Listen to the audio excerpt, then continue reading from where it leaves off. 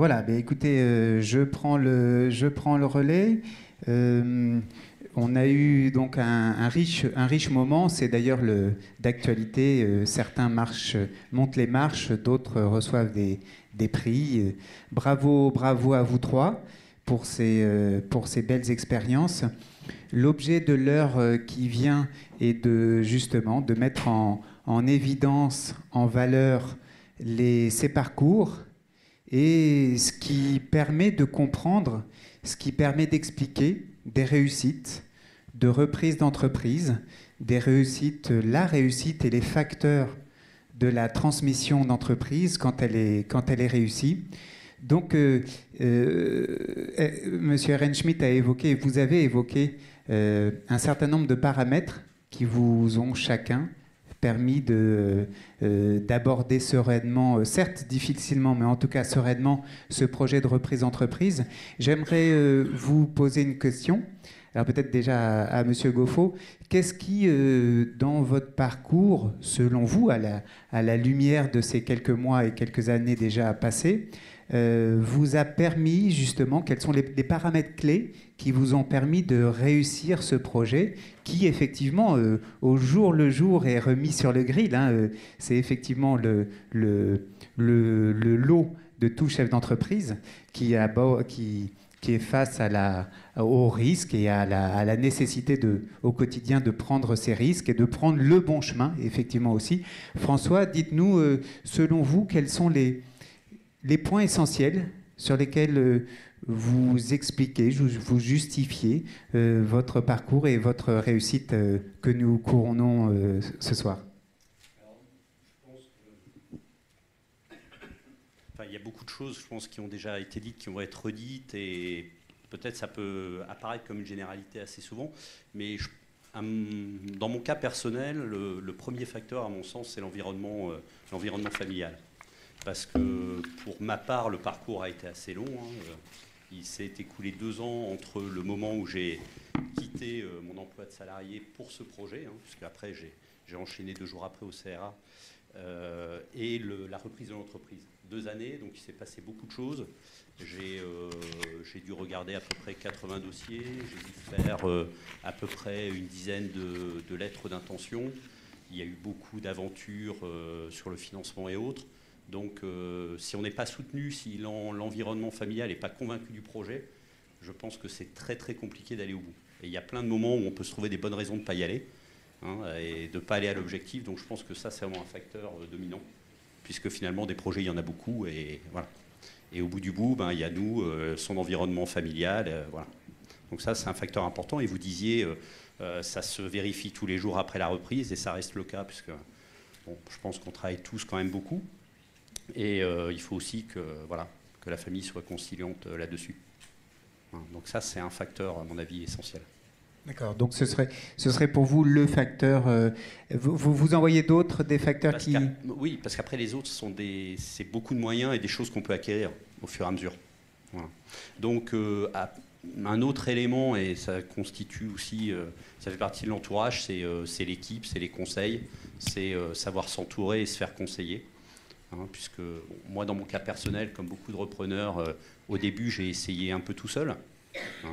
Je me suis formé au CRA, c'était déjà un très bon bagage de départ, mais en fait, avec un peu de recul, j'aurais probablement gagné du temps si j'avais vraiment constitué une équipe de conseil dès le départ. Alors évidemment, quand on vient du monde du salariat, on se dit ça coûte un peu cher, voilà, il y a des moyens à mettre, mais c'est, à mon avis, ce que je connais, c'est aussi l'environnement des entreprises industrielles. Donc après, je ne peux pas juger sur vos activités, je ne sais pas si le parallèle est vrai aussi, mais il y a pas mal de concurrence, au niveau des repreneurs, et il faut savoir monter un dossier, il faut savoir parler aux banquiers, il faut aller vite. Il faut aller vite dans les analyses de dossiers, puisque des entreprises qui peuvent être finançables avec de la dette, il n'y en a pas beaucoup. Voilà, donc très bien. Écoutez, merci pour ce témoignage. Je vous laisse transmettre le micro à votre voisin. Donc, Monsieur Robet qui représente son fils, lauréat ce soir. Même chose, Monsieur Robet, on se posait la question tout à l'heure. quels sont, selon vous, les points déterminants qui ont permis ce succès que connaît aujourd'hui, et on l'a vu avec notamment les titres gastronomiques que vous avez eus. Quels sont les facteurs clés de succès que vous attribuez à votre fils ? Je reprendrai les mêmes mots que mon collègue, c'est-à-dire que l'environnement familial est important. Le restaurant, Bertrand le porte avec son épouse, hein, ils sont deux, et elle, native de Montigny, ses parents installés aussi en commerce, en salon de coiffure sur Montigny, tout ça à côté, ça a fait qu'ils avaient déjà une expérience qui leur a permis de se lancer. Maintenant, je pense qu'il y a aussi tout le passage professionnel à l'école, tout ce qu'il a pu apprendre, tous les passages, comme je disais tout à l'heure, dans certains restaurants, lui ont permis d'acquérir tout de suite un métier qui pouvait lui permettre de se lancer. Je rajouterais aussi, il faut une force de caractère. Bertrand Robé l'a, c'est un volontaire, c'est un courageux. Et voilà, c'est les points clés.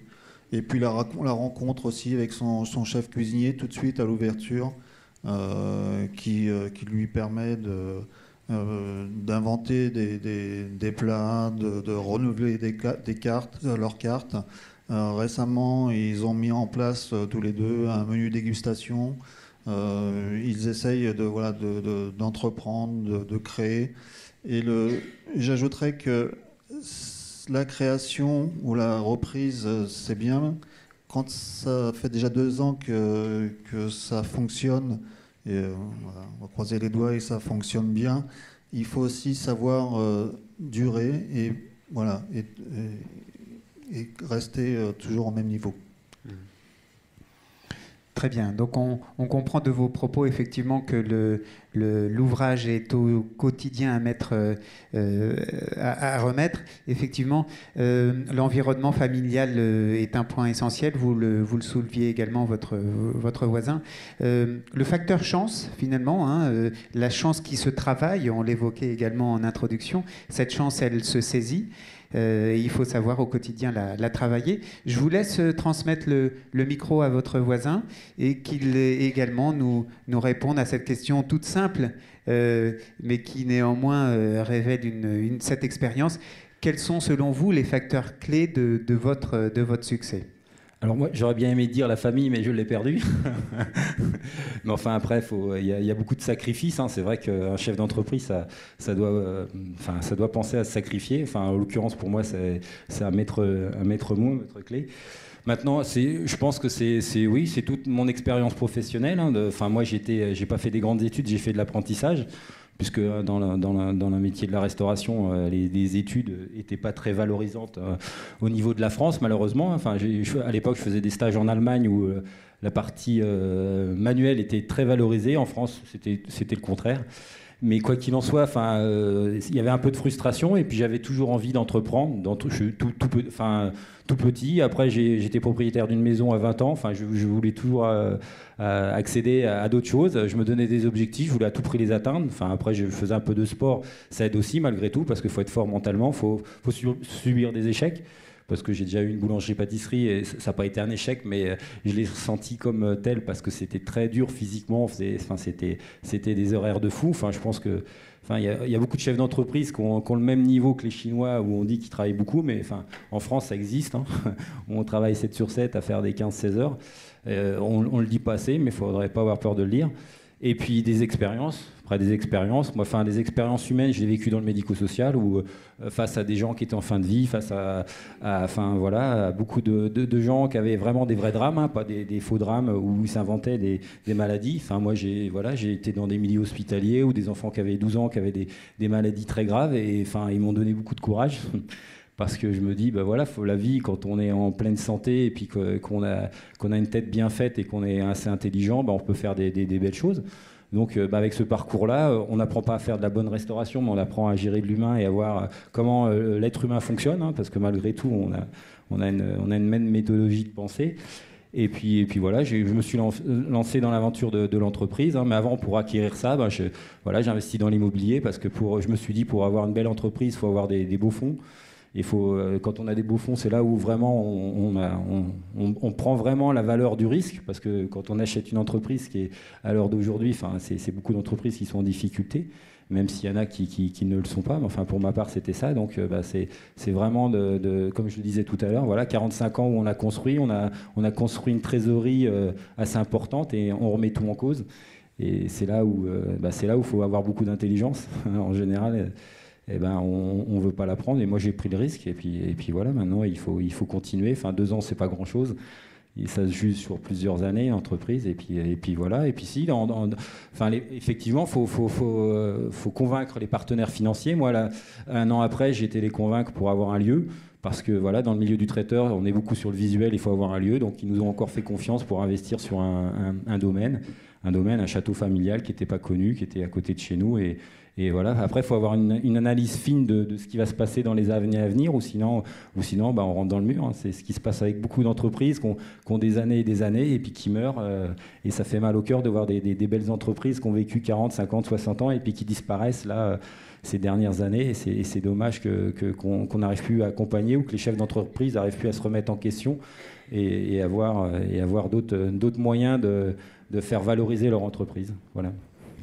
Merci pour ce riche témoignage. Alors, je retiendrai quelques mots forts dans votre propos. Sacrifice, expérience, échange, persévérance, ambition, fond. C'est important, on l'évoquera tout à l'heure, bien évidemment. Merci à vous trois pour ces expériences. Je ne doute pas, et j'en ai la conviction, et je le souhaite, j'en doute pas, que d'ici quelques années, vous serez encore des nôtres, et certainement avec des meilleurs chiffres d'affaires. Ça n'est pas que le critère, certainement, je vous le souhaite, avec des valeurs ajoutées, des EBE et des bénéfices au rendez-vous aussi. Je vous le souhaite, en tout cas, bonne route à vous. Merci pour ces propos qui introduisent les propos que nous allons compléter. Monsieur Laurent Bonnet, je vous laisse la parole. Un certain nombre de propos ont déjà été évoqués. Qu'est-ce qui, selon vous, à nouveau, détermine un succès dans un projet? Alors, ce propos est tout aussi valable qu'on soit cédant, on va le voir tout à l'heure, et repreneur. Donc là, selon vous, côté repreneur, qu'est-ce qui détermine aussi ce succès dans la réalisation du projet? Alors, par rapport à ce qui vient d'être dit, bon, c'est bien parce que moi, j'allais dire, j'ai plus qu'à faire la synthèse, c'est parfait, puisque bon, y a beaucoup d'éléments importants et essentiels qui ont été dits. En fait, on s'aperçoit que finalement, quand on entreprend, il y a un certain nombre de facteurs qui entrent en ligne de compte. Ça a été dit, la situation personnelle, la période de sa vie où on va entreprendre, la formation initiale qu'on a, le parcours professionnel, et puis ce sera sûrement évoqué par le représentant des établissements financiers, les moyens financiers dont on dispose. Bon, au-delà de ça, et là je vais en revenir effectivement à ce qui vient d'être dit par les différents intervenants, j'allais dire il y a un certain nombre de traits communs, ou peut-être appeler ça un portrait robot, de la personne qui entreprend, avec des caractéristiques assez précises. Alors je crois que ça a été dit, c'est M. Peuvrier qui l'a dit, il y a la capacité à prendre des risques. Voilà, alors, Laurent, si vous me permettez, est-ce que vous pouvez juste rapprocher, il marche, il fonctionne. Le micro, voilà. Alors, donc, le premier point, donc, c'est la capacité à prendre des risques. Donc, M. Peuvrier l'a indiqué tout à l'heure en disant, effectivement, voilà, moi, à 45 ans, j'ai tout remis sur la table et je me suis lancé. Ensuite, ça a été dit également, je crois que c'est par M. Gauffot, c'est la capacité à convaincre, à entraîner, j'allais dire à commander, puisqu'à un moment donné, derrière, on peut aussi avoir une équipe, des collaborateurs, donc ça c'est des éléments essentiels. Ensuite, on a aussi, ça a été important et ça a bien été souligné, la capacité à accepter, j'allais dire, l'incidence sur son mode de vie. Les relations familiales, ça a bien été cité, et puis le rythme de travail, bien évidemment. Ensuite, il y a, bien évidemment, pour un chef d'entreprise, c'est normal, la capacité de décision, puisqu'un chef d'entreprise... comme on dit l'autre, ça décide tous les jours, ça décide tout le temps. La capacité, je crois que ça a été également évoqué, à saisir les opportunités, à anticiper. Voilà, il faut être à l'affût, il faut être à l'éveil, il faut toujours se projeter, ou en tout cas être, j'allais dire, sans arrêt en veille. Et puis, ça a été plus ou moins dit aussi, et je terminerai là-dessus, j'allais dire peut-être la capacité à gérer le stress, à gérer la pression. Parce qu'effectivement, chef d'entreprise, voilà, il y a tout au long de la journée un certain nombre d'événements, d'imprévus qui arrivent, et il faut être capable d'y faire face, et puis j'allais dire d'y répondre le mieux possible. Voilà en gros ce qu'on peut dire. Voilà, donc finalement, j'allais dire le profil entrepreneurial dans toutes ces dimensions. Merci Laurent. Du coup, je vous laisse transmettre le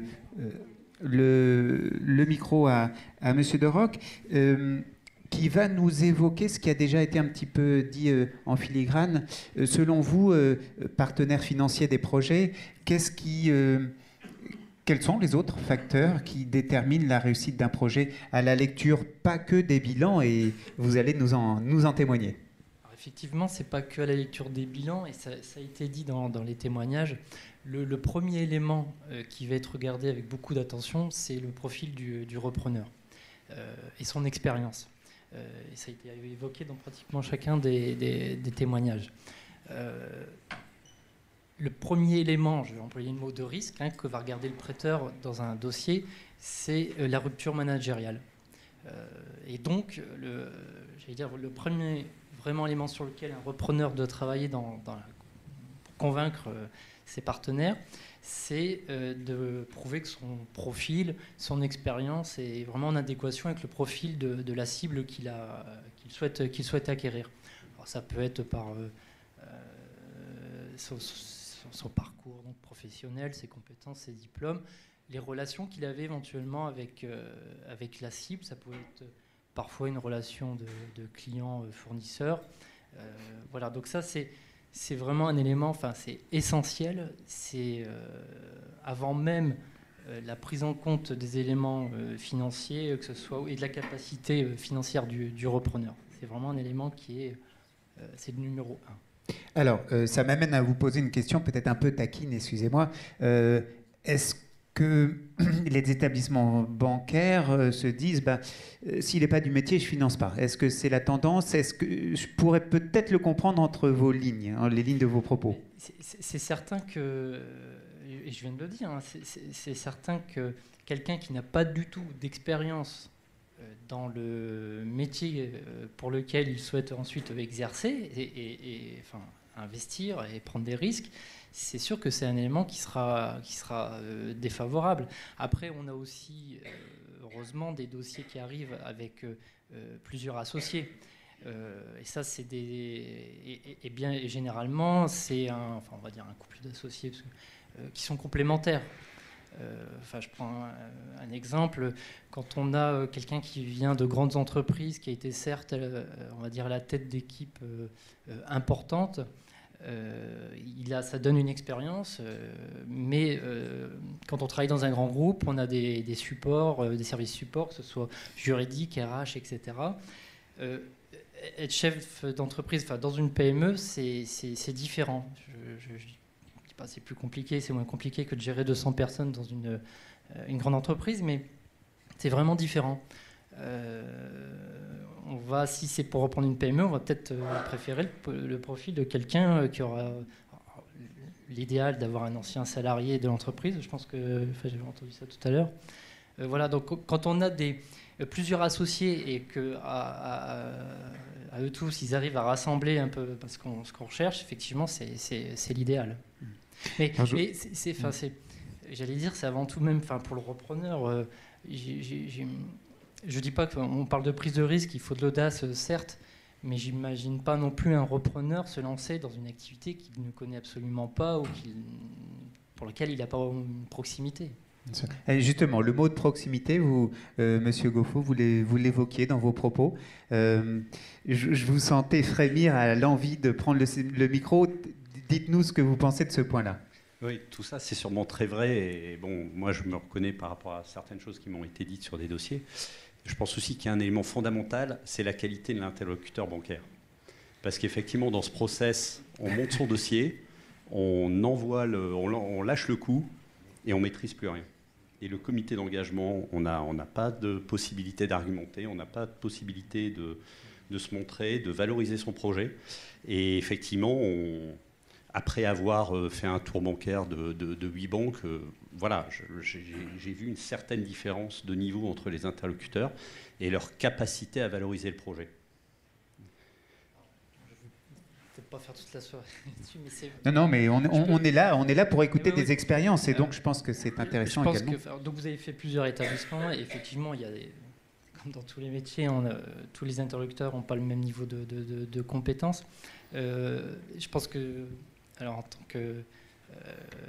tant qu'employé de banque, ancien chargé d'affaires entreprise, alors sur des tailles d'entreprise vraiment différentes, PME ou grand compte, je pense que ce qui est important, alors je parle peut-être à certains banquiers ou collègues, il faut si certains ne souhaitent pas accompagner votre projet, je pense que c'est important, c'est qu'ils expliquent pourquoi. Il ne s'agit pas de justification, mais d'expliquer les éléments tangibles, les arguments pour lesquels ils ne souhaitent pas vous accompagner. Et effectivement, si ces éléments-là, vous ne les avez pas, il est difficile de prendre en compte cette expérience pour la prochaine fois, au prochain interlocuteur, améliorer la présentation ou le fond du dossier sur des éléments où, effectivement, comme vous dites, il faut savoir s'entourer, parce que quand on est repreneur, on ne sait pas tout, on ne connaît pas tous les obstacles qu'on aura à faire face. Et c'est important, même en cas de refus, que le ou les principaux motifs soit étayé et argumenté. Évoqués. Absolument. Il ne s'agit pas de rentrer dans l'auto-justification, mais il s'agit de donner peut-être des éléments clés pour pouvoir avancer dans le projet. Oui, très bien. Donc merci à vous deux. On a évoqué la nécessité et bien évidemment les ressources à mobiliser pour le projet de reprise. Je passe maintenant le micro à Thierry Monneron, qui va nous apporter ses recommandations justement sur l'accompagnement qui a été évoqué à nouveau. Thierry, dites-nous, à la lueur et selon l'angle par lequel vous vous engagez et vous engagez dans les projets, dites-nous quels sont, selon vous, les facteurs clés d'une réussite d'une reprise d'entreprise. Oui, j'ai noté tout à l'heure de la part de nos lauréats quelques mots. Il y avait l'analyse du dossier. Et puis pour analyser le dossier, j'avais besoin d'une équipe. Et j'ai mis du temps à me rendre compte qu'il fallait peut-être avoir une équipe et que ça coûtait un peu d'argent. Puis j'ai retenu aussi qu'il fallait que l'équipe elle soit la plus compétente possible. Et l'objectif, ça va être de minimiser les risques. Alors souvent, quand vous êtes, depuis tout à l'heure, on est sur le côté repreneur, mais je pense que ça s'applique aussi pour le cédant. Le repreneur va trouver une cible et on va lui donner quoi? Un bilan, 2-3 bilans, on va lui donner un bail, quelques contrats de travail. Et je crois qu'on a besoin d'une équipe autour de soi pour analyser ces documents. Et on va avoir besoin de l'avocat, du notaire, on va avoir besoin de l'expert comptable, voire d'un gestionnaire de patrimoine. Mais pour ce repreneur, il a une société en face de lui, il a une entreprise. Et la question qui va se poser, c'est je reprends quoi? Est-ce que je reprends les parts? Est-ce que je reprends le fonds de commerce? Est-ce qu'il y aura une garantie d'actifs et de passifs? Et souvent, l'acquéreur, la garantie d'actifs et de passifs, il n'en est pas conscient.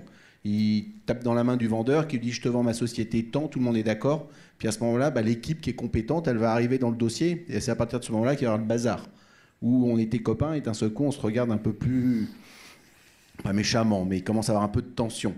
Donc c'est important pour les deux, l'acheteur et le vendeur, d'être accompagnés. C'est important pour l'acheteur de savoir est-ce qu'il est souhaitable d'acheter le fonds? Si j'achète le fonds, je crée une société. Quel type de société? Est-ce que si je suis à titre d'exemple, je suis en SARL, je risque d'être au RSI. Si je suis en SAS, je risque d'avoir le statut de salarié. Est-ce que je crée une holding? Si je reprends le fonds de commerce, si je reprends la société, est-ce que je crée une holding? Quelles vont être les conditions de la garantie d'actifs et de passifs? Je vais avoir besoin d'un expert comptable aussi pour pouvoir préparer les prévisionnels, pour pouvoir présenter le dossier. C'est ce que vous indiquez tout à l'heure, que plus le dossier était détaillé, plus il y avait d'éléments dans le dossier, plus vite vous pourrez prendre position sur un prêt éventuel. Donc je pense que vraiment il y a une nécessité de s'entourer. Le vendeur aussi. Fiscalement, pour le vendeur, de vendre son fonds de commerce ou de vendre les parts, la conséquence fiscale ne sera pas du tout la même. Donc il a besoin aussi d'être entouré. Alors moi j'interviens ce soir au nom de l'Ordre des avocats du barreau de Meaux, et c'est vrai que notre profession elle s'est spécialisée. C'est-à-dire que vous pouvez trouver un peu partout, il y a des tableaux maintenant avec des spécialités, c'est-à-dire que La plupart des avocats, nous avons des spécialités. Entre autres, la spécialité qui concerne les reprises d'entreprise, c'est droit des affaires, droit commercial. Donc on passe des examens, c'est-à-dire qu'on a notre diplôme d'avocat, mais pour avoir ces spécialités, on doit passer des examens. Et il y a un autre diplôme qui s'appelle un champ de compétences sur les ventes de fonds de commerce. Donc moi, je vous invite vraiment, si vous avez besoin d'avocat, l'avocat, ça va du droit pénal à celui qui va défendre un meurtrier, et ça va jusqu'à l'avocat qui fait de la transmission d'entreprise. Et je peux vous dire que c'est deux métiers qui sont totalement différents. Et vous mettez ces deux avocats dans la même pièce, ils ont l'impression qu'ils ne font pas du tout le même métier. Donc vraiment, j'attire votre attention, c'est aujourd'hui notre métier, on s'est spécialisé. Il y a des avocats qui ont des spécialités. Faites appel à eux si vous avez envie de reprendre une entreprise, et évitez d'aller voir l'avocat que vous avez pu croiser pour faire un divorce ou un prud'homme, parce que souvent, ils ne sont pas compétents de la même façon. Et je pense que pour que la reprise se fasse le mieux possible, prenez un avocat compétents. Les experts comptables, ils ont cette chance, c'est que pour analyser les comptes, pour pouvoir faire des prévisionnels, ils sont tous formés là-dessus. Nous, les avocats, on n'est pas tous formés là-dessus, donc faites très attention sur ce point-là.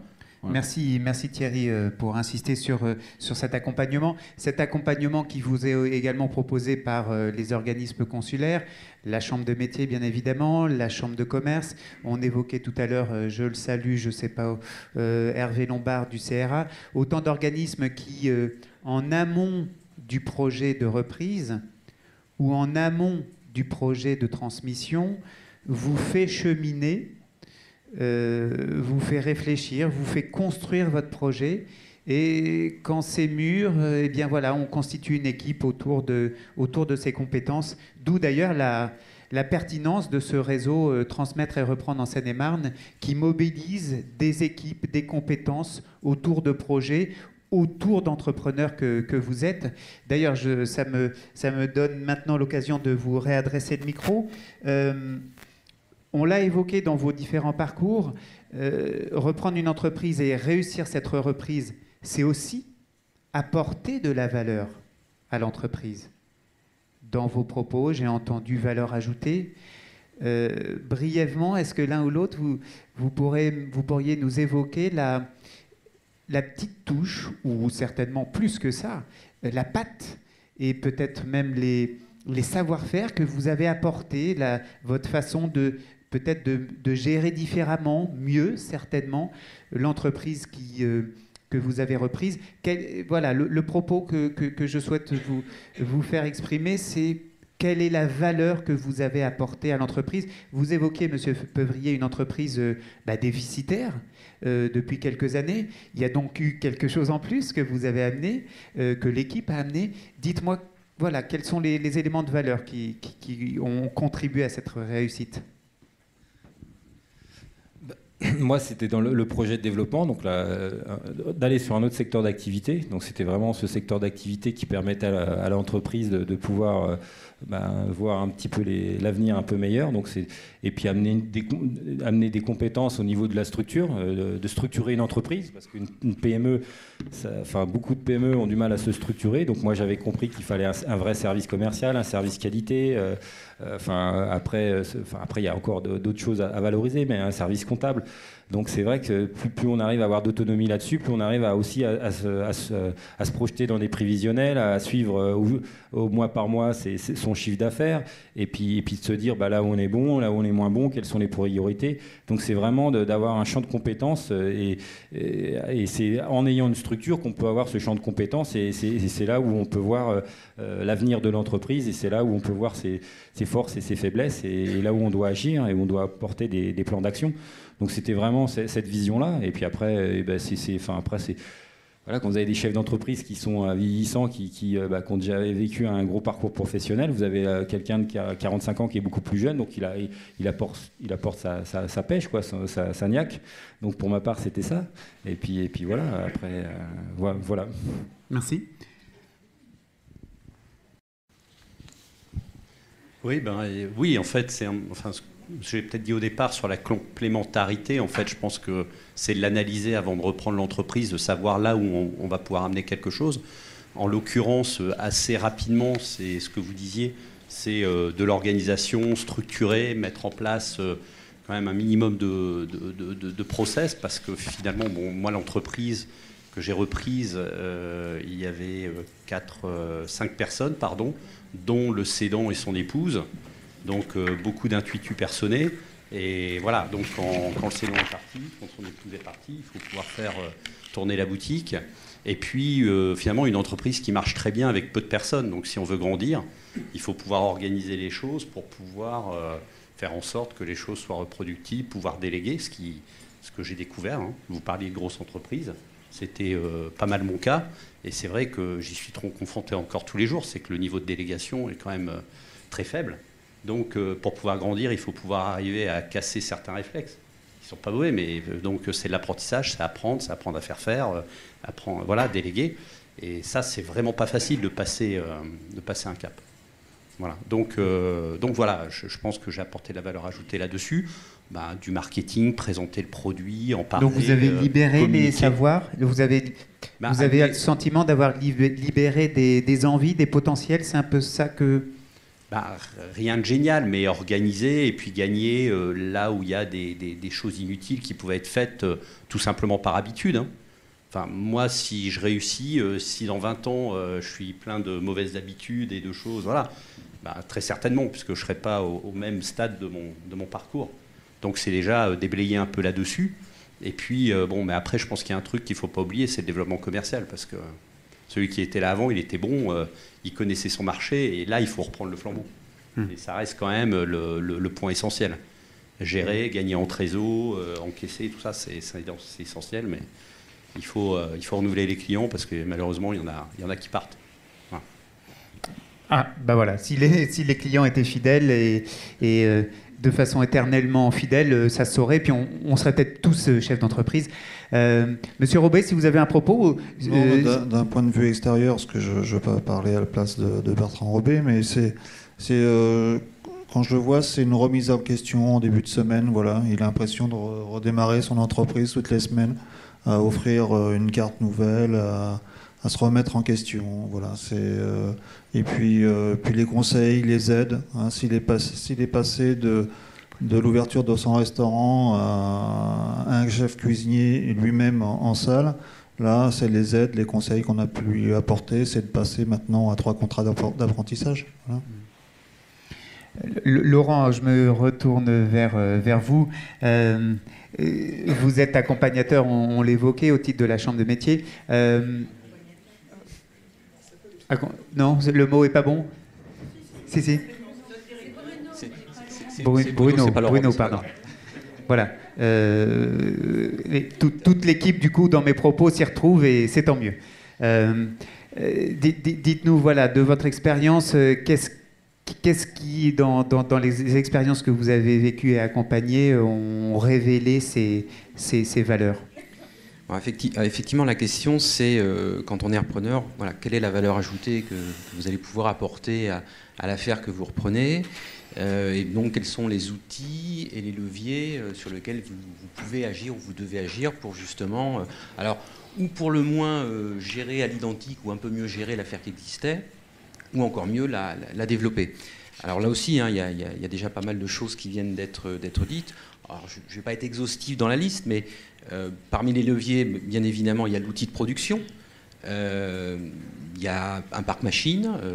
Effectivement, dans le projet, quand on le construit, c'est d'identifier ce parc machine, c'est de se dire est-ce qu'il est aujourd'hui suffisant, est-ce qu'il y a des choses à changer, est-ce qu'il y a des matériels obsolètes, des choses plus modernes, est-ce qu'il faut le renouveler. Il y a un autre point qui peut être intéressant à regarder, ça dépend des activités, c'est ce que j'appellerais la localisation géographique, les locaux. Parce qu'effectivement, à un moment donné, quand on reprend une entreprise, on peut se réinstaller à l'endroit où était le prédécesseur, mais ce n'est pas forcément toujours la meilleure idée, ce n'est pas forcément le meilleur emplacement, et donc il peut y avoir également un regard particulier à porter sur ce point-là. Ça a été évoqué juste avant, il y a après effectivement tout ce qui est l'élargissement de l'offre de produits ou de services proposés.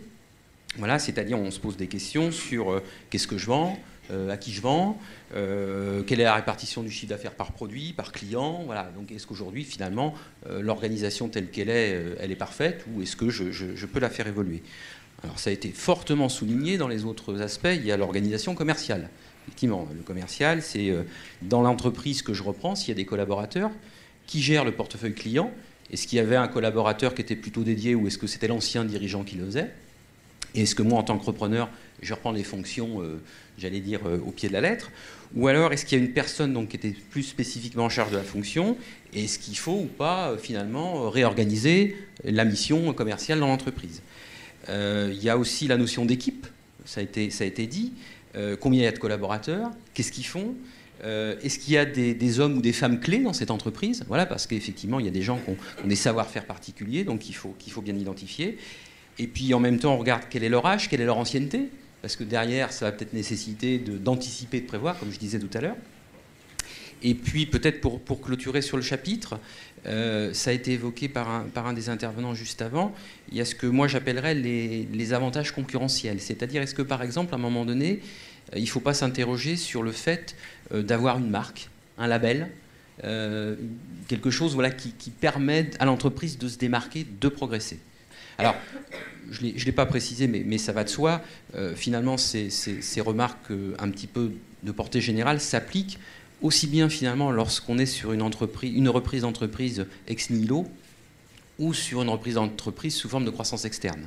Sachant que même quand on est sur une reprise d'entreprise sous forme de croissance externe, j'allais dire, il y a la notion d'économie d'échelle. Voilà, vous reprenez, parce qu'effectivement, ça peut aussi permettre de réaliser un certain nombre d'économies d'échelle. Donc voilà, en gros, moi, ce que je peux identifier, mais finalement, ça a été très bien dit par les différents intervenants avant. Merci à vous. Nous abordons maintenant alors, Thierry l'évoquait, j'allais dire l'autre côté, c'est-à-dire la reprise, si elle est effectivement bien faite et réussie, c'est aussi que la transmission s'est bien passée.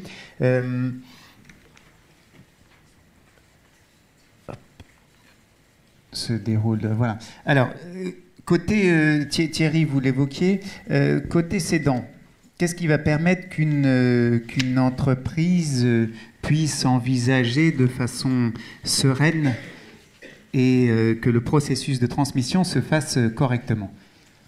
Je crois que le point le plus important, et ça, qu'on soit avocat, expert comptable, banquier, notaire, on ne le maîtrise pas du tout, c'est que le cédant doit être prêt psychologiquement à vendre.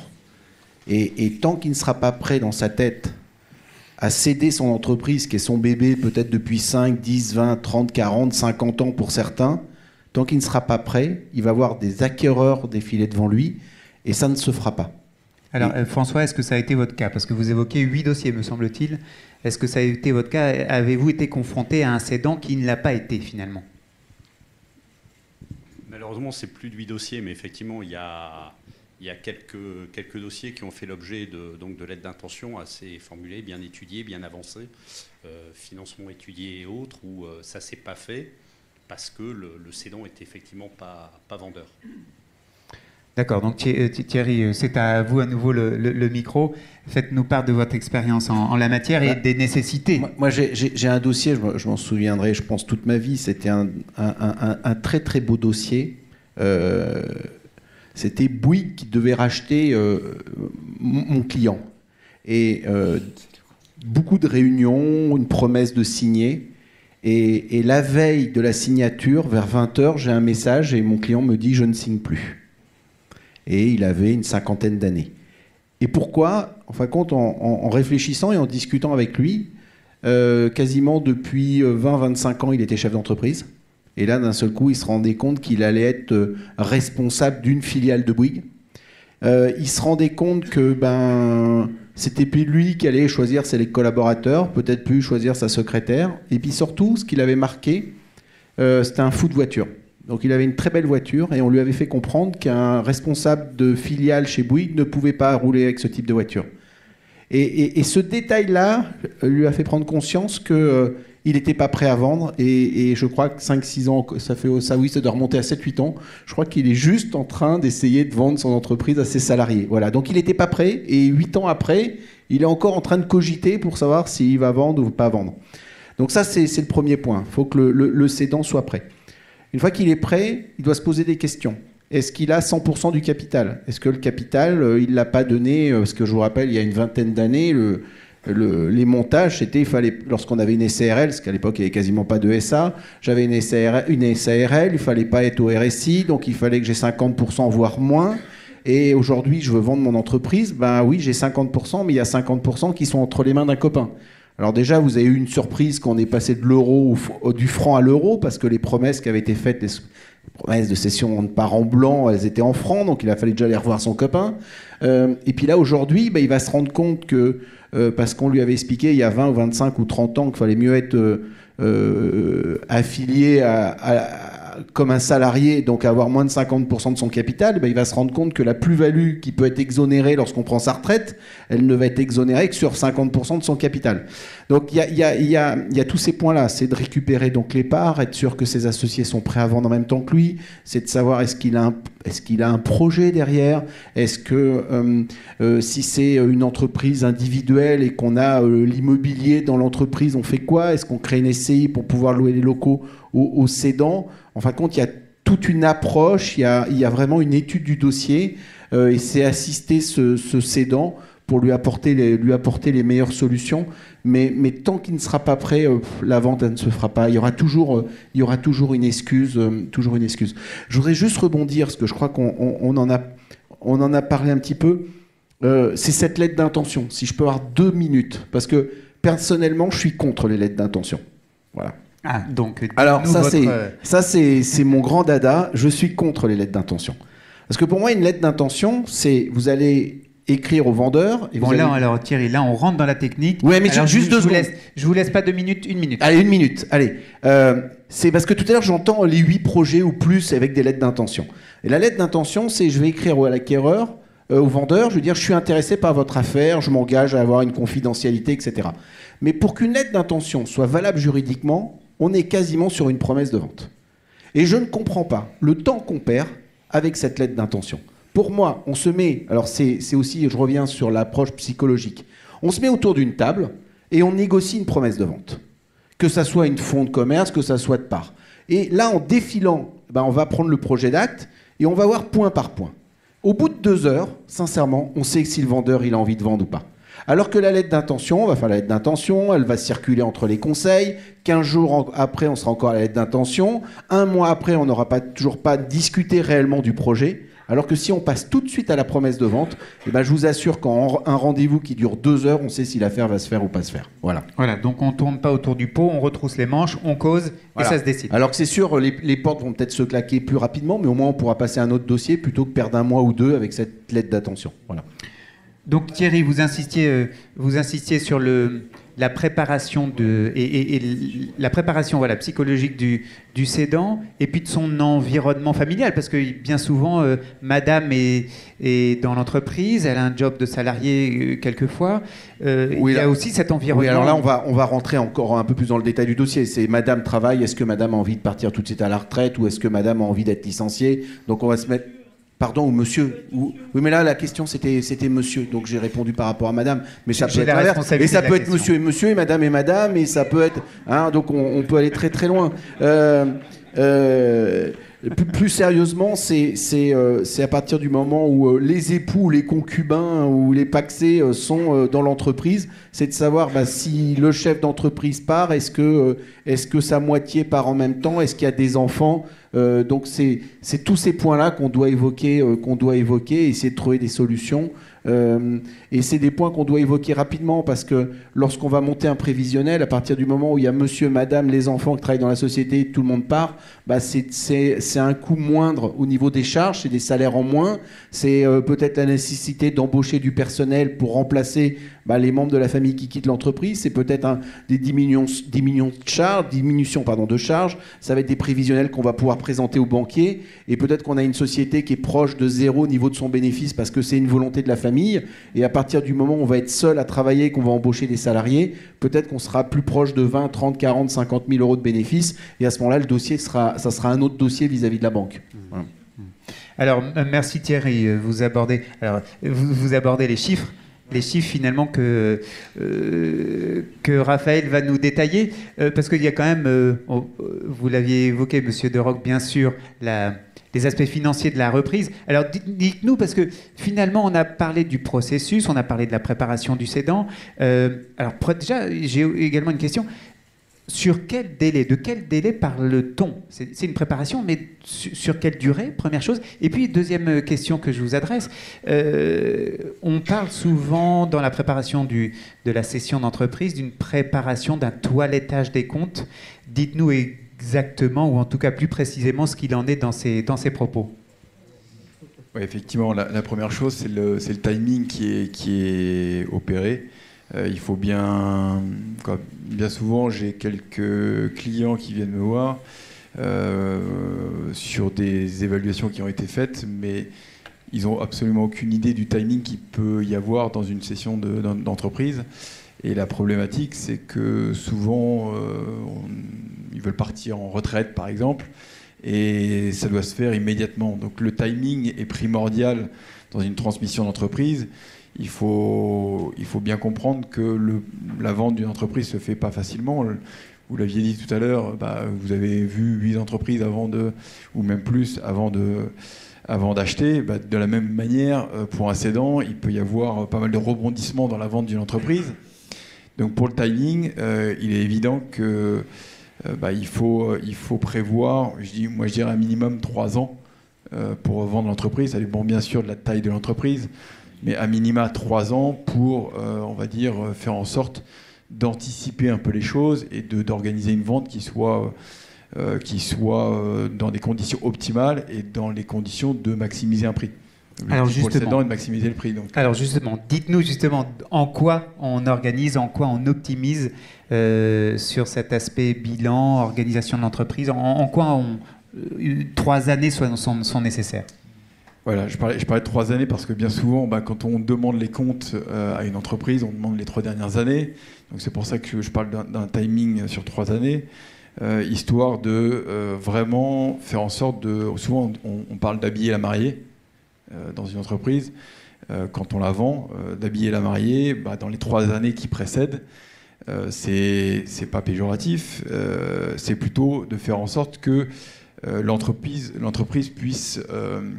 rentrer dans la dynamique de vendre et d'avoir et de pas baisser les bras non plus. C'est-à-dire que l'objectif, c'est que quand on vend son entreprise, c'est de maintenir un certain niveau de chiffre d'affaires.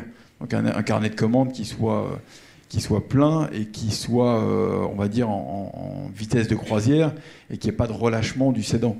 Parce que souvent, on peut voir des dirigeants qui, dans l'état d'esprit de vendre, du coup se relâche un peu en termes commerciaux et relationnels, et on se retrouve avec un chiffre d'affaires qui baisse, et du coup un carnet de commandes qui baisse également, et ce qui peut engendrer de grosses difficultés derrière pour le repreneur, et en tout cas c'est les points assez négatifs.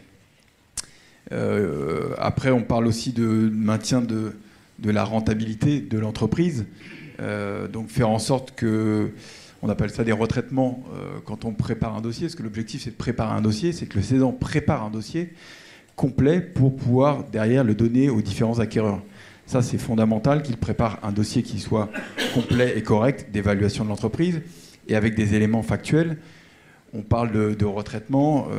Les retraitements c'est quoi? C'est de tirer, on a parlé tout à l'heure pour le salaire du conjoint, c'en est un effectivement, ou même le salaire du dirigeant, quand les dirigeants ont un salaire un peu excessif ou que, pareil pour le conjoint, quand le salaire est excessif, on fait en sorte de le rétablir à un niveau normal pour faire en sorte que les résultats soient un peu plus valorisés et que derrière, il n'y ait pas de souci de financement. Parce que la problématique derrière, c'est si les rémunérations sont excessives, les résultats sont moindres et derrière, le financement est beaucoup plus difficile à passer.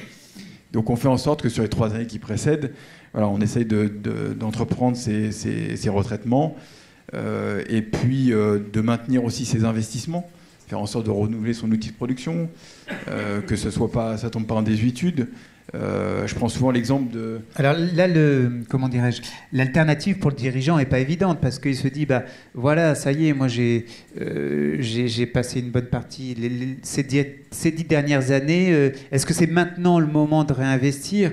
On se trouve dans un dilemme. Est-ce que je maintiens l'outil de production au top ou alors est-ce que je laisse couler un petit peu, ça me dégage un peu plus de marge? Vous êtes dans ce dilemme-là. Alors après, ça dépend, ça dépend de la motivation et puis de l'ampleur du projet, des investissements, et si le dirigeant s'en sent capable. Mais je prendrais l'exemple d'un véhicule qu'on veut vendre. En général, quand il y a des pneus à changer, l'acquéreur, en gros, il va vous dire ok, je reprends la voiture, mais je fais le prix moins les pneus à changer. Là, c'est un peu le même principe. C'est-à-dire que s'il y a des outils à racheter, et s'il y a un investissement à faire, ça risque de se défalquer du prix. Donc autant vendre quelque chose qui soit tout de suite pleinement opérationnel et sur lequel il n'y ait pas tous ces investissements à faire. Je viens aussi sur ton toilettage des comptes. Effectivement, sur la présentation du bilan, en général, on fait en sorte de sortir tous les défauts qu'il peut y avoir dans l'entreprise. Donc quand il y a des créances, par exemple clients qui datent de plusieurs années, etc., on essaye de faire en sorte de les apurer avant, de les provisionner ou de les sortir de l'entreprise pour que quand le repreneur arrive sur le dossier, il n'y ait plus de discussion sur des créances douteuses, des choses qui seraient des comptes courants d'associés qui seraient pléthoriques et sur lesquels c'est très difficile de faire financer ces éléments-là. Donc on essaye de faire en sorte sur les années qui précèdent de vraiment, on va dire, de toiletter, comme tu le disais tout à l'heure, de toiletter les comptes pour que derrière, il n'y ait plus de discussion sur des comptes qui soient antérieurs à l'entreprise et sur lesquels ça risque d'engendrer des conflits ou des discussions. Voilà, autant faire en sorte que ce soit pris en charge en amont et qu'il n'y ait plus de discussion le jour de la vente. Très bien, donc une nécessité effectivement de... Si tu me permets, il y a aussi un autre point important sur organiser la cession.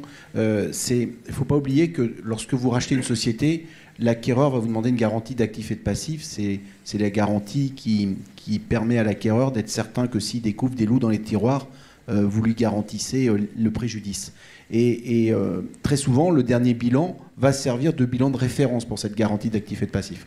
Donc dans ce bilan, on a intérêt à provisionner au maximum pour éviter tout litige avec l'acquéreur. Donc ça aussi, je dirais, c'est un point important pour le vendeur, c'est de se rapprocher de son expert comptable, éventuellement avec son avocat, pour vraiment préparer ce bilan qui servira de référence sur la garantie d'actifs et de passifs. Et en bout de course, cette garantie peut quand même diminuer le prix de vente suivant les préjudices et les loups qu'on va trouver dans les tiroirs. Voilà, donc effectivement, on comprend la nécessité que les bonnes questions et les bonnes réorganisations soient faites en amont pour ne pas prêter le flanc, pour ne pas être sujet aux tergiversations, aux négociations et puis aux litiges ultérieurs. Nous abordons maintenant, et c'est un point qui a été évoqué déjà, nous abordons maintenant la notion ô combien essentielle de la valorisation de l'entreprise. Il est évident, et j'aimerais que notre intervenant financier et puis également Raphaël, expert comptable, vous évoquez cet aspect-là, en quoi la valorisation, on le comprend dès immédiatement, mais en quoi la valorisation va être un élément déterminant dans la réussite de la reprise d'entreprise. Alors, ouais, là, on ne va pas parler de l'aspect valorisation, comment on évalue la société, mais c'est plutôt de savoir si le... Ce sera l'objet d'autres ateliers.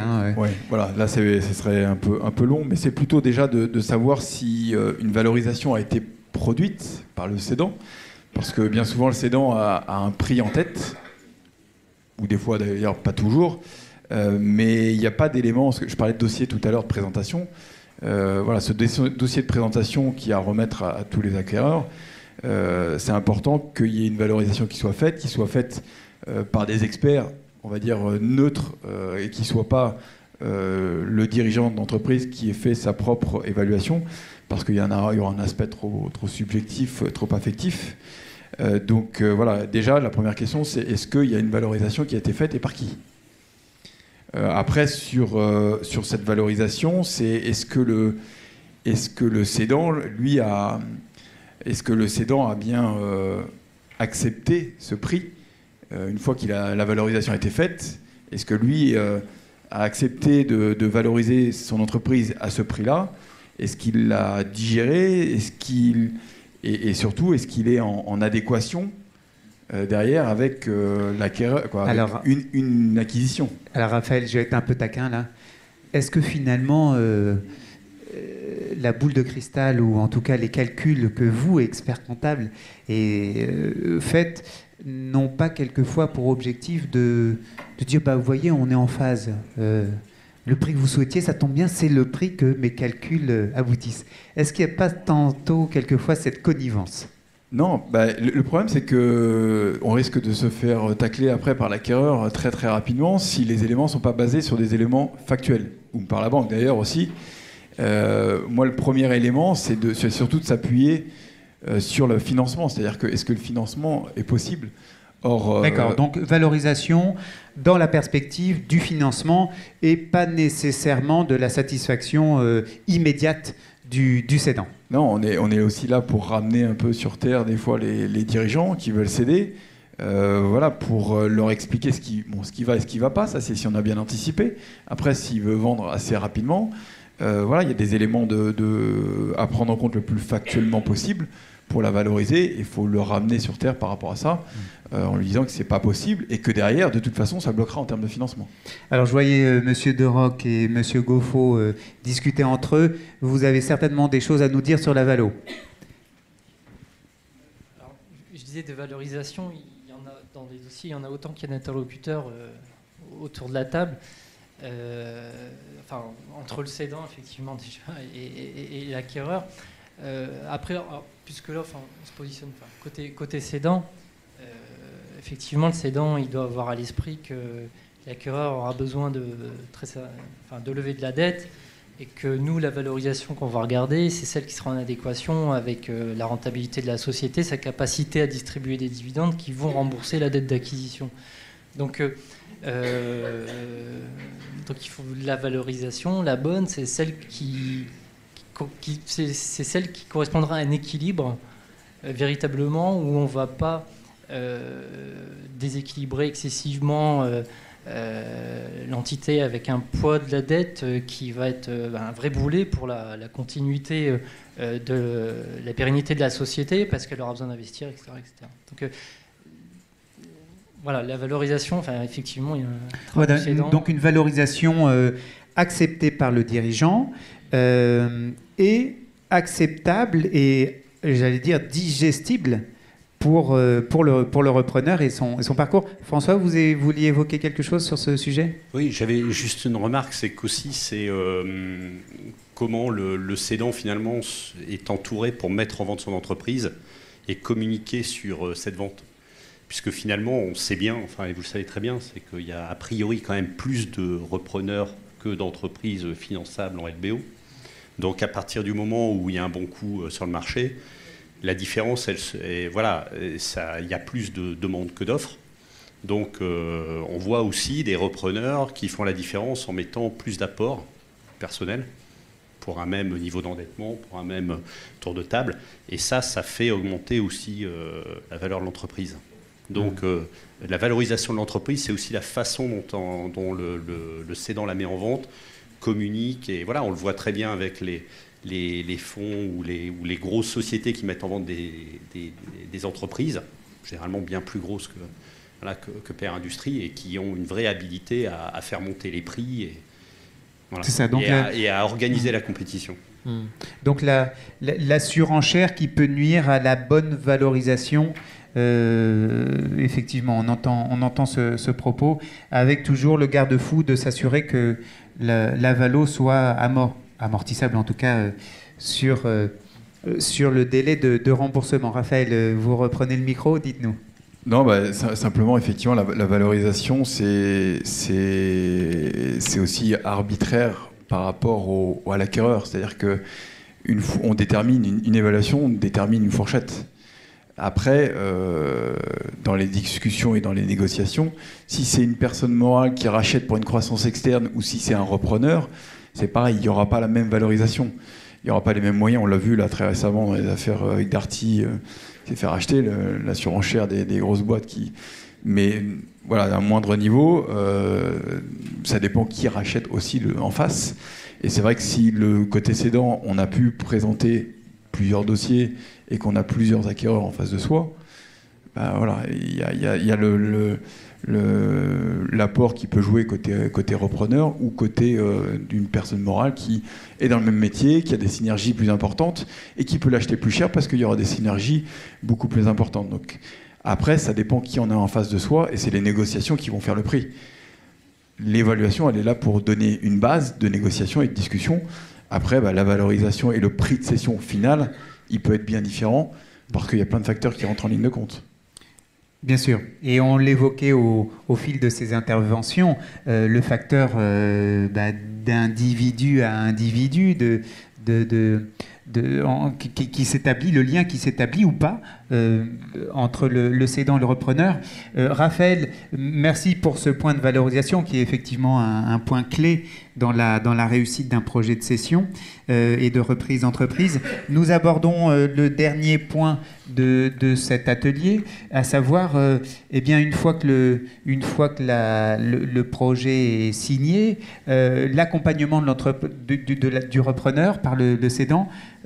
Thierry, dites-nous ce que vous nous recommandez dans le sujet. Alors déjà, j'espère que cette clause qu'on appelle juridiquement la clause d'accompagnement est négociée avant la signature de l'acte, parce qu'après c'est un peu trop tard. Plus sérieusement, c'est l'acquéreur qui va demander au vendeur de rester à ses côtés pendant un certain temps pour lui présenter les fournisseurs, les clients, tout l'environnement de la société. Là encore, je dirais qu'il y a deux écoles qui s'opposent. Il y a une école où on va considérer que plus cette clause d'accompagnement va être longue, mieux ça sera pour l'acquéreur. Et il y a une autre école, où je suis un peu plus proche de cette école, où je considère que plus cette clause est courte, mieux c'est. Pourquoi ? Parce que vous allez avoir, imaginons, Monsieur X qui a 65, 70 ans, ça fait 45 ans qu'il a créé sa société et ça fait 45 ans qu'il la gère d'une certaine façon. Et du jour au lendemain, Monsieur X, qui était le dirigeant, qui était le décideur, qui était le paternel de cette société, devient quasiment plus rien. Et voir l'acquéreur va lui prendre son bureau, va lui prendre sa voiture de fonction, et lui, il sera là un petit peu perdu. Et cette clause, plus elle est courte, plus peut-être ce mal-être pour le vendeur, plus elle sera courte, plus vite il partira et plus vite il pourra aller faire autre chose. J'ai un client récemment qui a vendu son entreprise, qui n'est pas très vieux, et je lui dis ça va ? Il me dit non, ça va pas. Je dis ah bon ? Il me dit tu te rends compte ? Dès le lendemain de la signature, il prenait mon bureau. Et c'est même pas un bureau fermé, c'est un espace de 100 mètres carrés où tous les commerciaux, les secrétaires, les dirigeants sont sur le même étage, sur le même plateau, mais son bureau qui était près de la fenêtre, c'était plus son bureau. Donc cette clause, il faut vraiment faire très attention et très souvent, cette clause, elle est dans les dernières pages du protocole. Donc souvent, ça fait déjà 2-3 heures qu'on discute et cette clause, on va passer rapidement dessus, mais ça peut être très très important. Pourquoi ? Parce que aussi les salariés qui étaient... il y avait peut-être des tensions avec le dirigeant, d'un seul coup, le vendeur, ça va être leur meilleur copain. Oh, c'était mieux à votre époque, c'était mieux, etc., etc. Donc ça peut aussi créer de la zizanie un petit peu dans l'entreprise. Donc il faut vraiment faire très attention à cette clause. Alors, ça peut être aussi donc, cette clause simplement d'accompagnement. Vous êtes là 2, 3, 4, 5 mois avec le dirigeant qui a repris, mais ça peut être aussi une clause d'accompagnement, de complément de prix. C'est-à-dire qu'on peut considérer qu'une partie du prix va être versée sous forme de salaire, sous forme d'honoraire au vendeur. Donc là aussi, faire très attention. Si on dit au vendeur, vous mettez auto-entrepreneur et pendant un certain temps, on va signer un contrat, parce que ce contrat il peut être interrompu à tout moment. Et le complément de prix, il ne sera peut-être pas versé en totalité. Et on va partir en contentieux et ça va durer 3, 4, 5 ans. Et la même chose si l'acquéreur vous dit, écoutez, je vous prends comme salarié pendant 1 an. On peut aussi le licencier avant 1 an et le complément de prix ne sera pas versé. Donc cette clause, elle est assez importante et il faut faire très attention parce qu'elle est vraiment dans les 2-3 dernières pages d'un acte qui fait une vingtaine de pages. Voilà. Merci. Merci à tous pour vos interventions. Alors, on a compris qu'un succès de reprise, eh bien, c'est un homme. Ça tient à un homme, ça tient à une conviction, ça tient à un parcours, ça tient à une formation, ça tient à, eh bien, Jean-Charles, vous l'évoquez, à un projet, à une vision de l'avenir, à des projections. On a compris que ça tient également à la constitution d'une équipe, d'une expertise. Ça tient également à la réflexion en amont que Chambre de métier, Chambre de commerce peuvent vous proposer, aussi bien aux repreneurs qu'aux cédants. Merci à tous. Ce que je vous propose, c'est que nous continuions les échanges de l'autre côté de cette cloison. Ça nous donnera également l'occasion de lever le verre à ces lauréats qu'à nouveau nous félicitons, que le réseau Reprendre et Transmettre félicite ce soir. Merci à tous. Merci de votre attention.